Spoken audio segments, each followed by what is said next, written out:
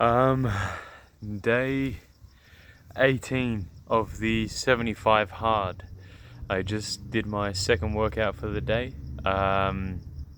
Pickleball, as usual on the Thursdays. 2.5 hours of it. I haven't done my water yet. I've still got 1.5 liters out of the 3.75 to go, so that'll be doable. I just don't feel that thirsty, so that's just going to be a bit of a chore, but it'll get done. I haven't read my pages, however, they're getting really easy, and I'm actually enjoying the book that I'm reading now at night. Stuck to the diet. My weight, I checked in at 91.1 today, so a bit heavier than I'd like. I want to get down to 89. I reckon I can do that in the next couple of days. So I'm going to try and eat a bit less, considering we're coming into the weekend now, which is the chill period, since I don't have class. Notable differences. I used to do cold showers every single day. The last, I think 3 days in a row, I've just not been able to bring myself to have a cold shower, and I had a warm one. Just interesting to note. I know we're heading into winter, so maybe I know that the water's going to be even colder. So maybe I need to just commit to the cold shower tomorrow. It is unpleasant, but the reason why I do it is because it's just practicing doing what you don't want to do. And it's beneficial for me, it helps with recovery. Other notable differences are the 2 workouts that you have to do each day. It says one of them has to be outside. However, you can opt to do 2 outside, but I have been electing to go to the gym and lift weights a lot recently. I know I haven't been lifting weights a lot, but I do find there is a resistance. I'm being resistant to choosing to go for a run instead. Just interesting to note.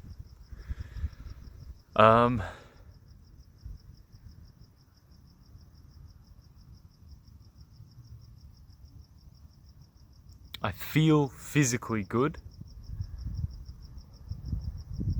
I feel mentally like I'm slipping a little bit, just a tiny, we're talking a tiny bit, but there is a slip. I was supposed to study today. I got almost no study done. I managed to fill my time with crap and just distractions and things that weren't as high a priority as studying. So I ended up having to call my work, and say, hey, I'm running out of time and this stuff needs to be done. Can I find covers for my shifts at work? They said, yeah, no problem. They found covers for me, but that means that I'm going to be very, very low on money for the next fortnight. As is the consequence with distracting myself, this shit, man. What I'm trying to do, it has to be watertight. I'm at the bottom. I work minimum wage. I can't afford to cut any corners because I can't I can't supplement cutting corners with finance. That's the rich elite are able to cut corners because they have the financial backing to do it. They can afford to. They know that they can spend 20 grand on taking a private jet to go to this location because they know that is actually, despite spending 20 grand, they're going to make more money by doing XYZ. I don't have that privilege. Yet. Fuck a private jet. I don't give a shit about a private jet. But I would like to be financially free enough that I can spend money to cut corners. It's a bad term, but to allow myself more freedom, more leniency, a bigger window of opportunity. I kind of didn't want to record tonight. I this is the first video, video number 18 of the series, where I wasn't excited to record the video. It did feel like a chore.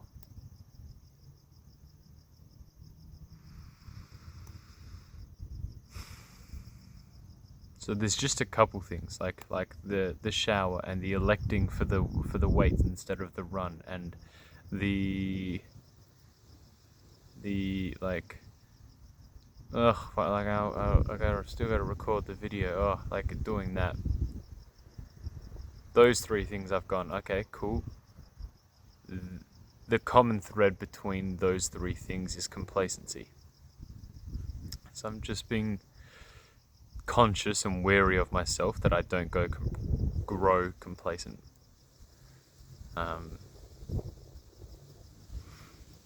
How do I do that? I have a cold shower tomorrow. I've got work off tomorrow now, so now that the entire day is committed to study, I gotta do a good. I'm hoping for about 10 hours of solid study tomorrow. I'm aiming for 12, but like 10 good hours would be really fucking helpful. Really fucking helpful.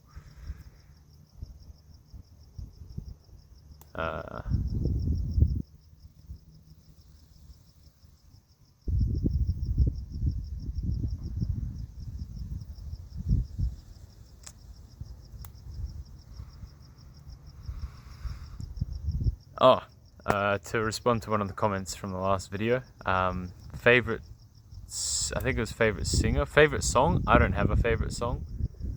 Favorite singer, I don't have a favorite singer either.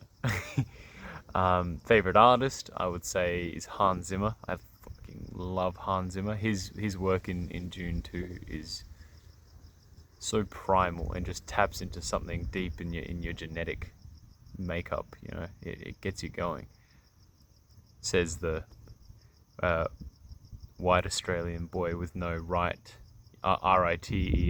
with no rights or heritage or culture.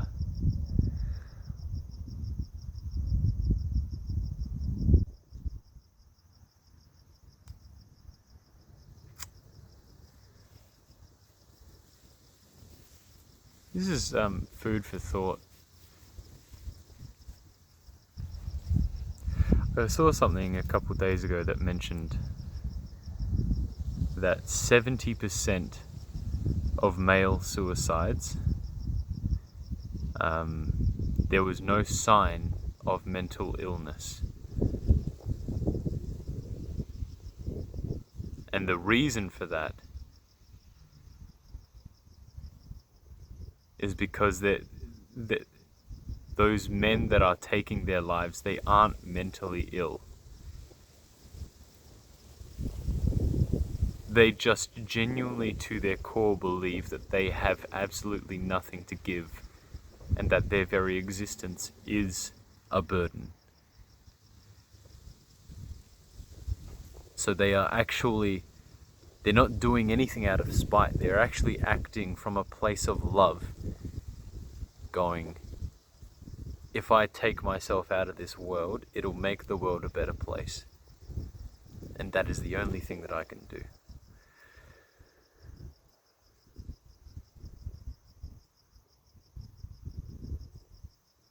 And that made me feel seen.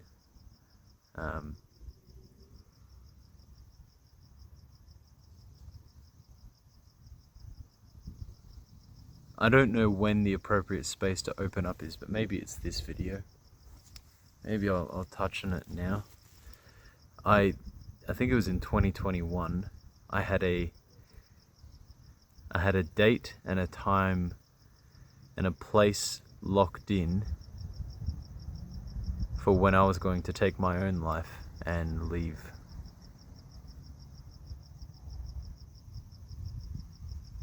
And what I mentioned before about them acting from a place of love, I believed my very existence was nothing but negative I was nothing but a negative addition to people's lives. I thought that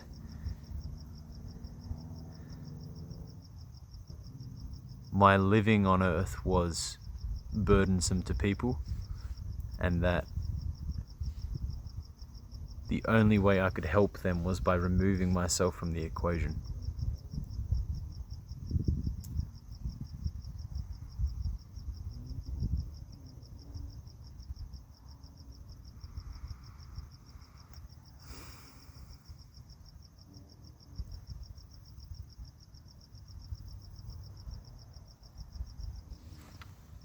I didn't have any sense of self-worth.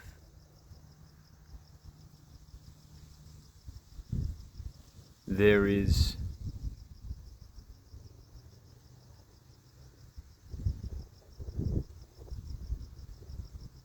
I've forgotten it. There was something that Ethan Hawke said that spoke to my core. That's it. I rolled the dice, and I remember there was one really stormy night, and I went out to the ocean with two friends, my two roommates that I was living with at the time, and I started walking into the water, and there was a strong rip, and they'd stopped at like ankle to knee height, and I was about waist deep, and it was getting up to my chest, and I felt the pull, and they were telling me not to go too far out, and this was like at midnight, and there were waves, and it was raining, vision was really, really bad. And I kind of rolled the dice, and I thought, cool, I'm gonna put myself out into this water, and if it takes me, it takes me.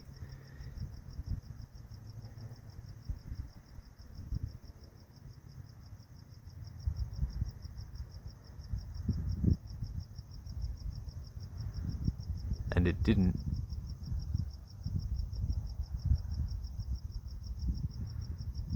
So I thought, okay, I gambled my life. I guess I'll keep trying for a little longer to stick around, and God knows what for. And then I found a poem. And the poem saved my life.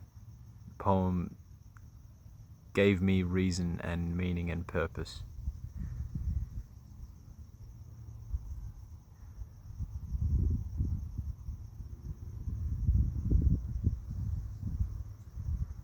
And I'll get into that tomorrow night. Yeah. I think it's the appropriate time to talk about it, because I'm making a theatre show at the moment, and we're discussing things that we want to talk about. What do we want to say in this theatre piece? And they've asked us to bring forward things that we care about, or things that are meaningful to us. And